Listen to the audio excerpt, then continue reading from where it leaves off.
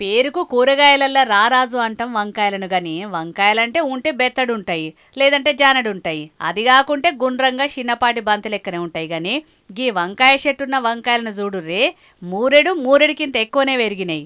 అరే మునక్కాయల లెక్కనే బగ్గ పొడిగే ఉన్నాయి కదా వంకాయలు.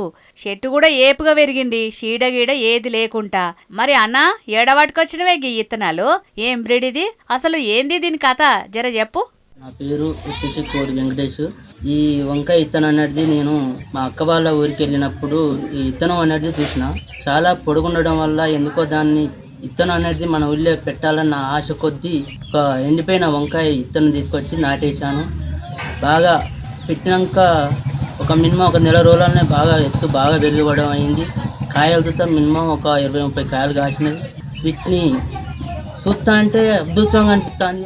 నిజమే, గీ ఇత్తనాలతోటి అంకాయ తోట పెడితే రైతులకు గట్టి లాభమే ఉండేటట్టున్నది కదా. మైబాద్ జిల్లా కే సముద్రం ఊరు కోడి వెంకటేష్ అనే గీ అన్నది. మొన్నీ నడమనే అక్కింటి పోతే వాళ్ళింటికాడ చూసి తెచ్చి నాటిండట అంకాయ ఇత్తనం. నాటిన నెల రోజులలోనే పూత ఊసి కాతగాసిందట. 15 ఇంచుల పొడవు ఉన్నది ఒక్కోటి. కోత కోసే టైంకు 1 కిలో బరువు ఉండే అవకాశం ఉన్నదట. ఇక గిదే ముచ్చట మీద శాస్త్రవేత్తలను అడిగితే జన్యు మార్పులు చేయంగా కొన్ని కాయలు గిట్ల పెరుగుతాయన్నట్టు చెప్తున్నారు.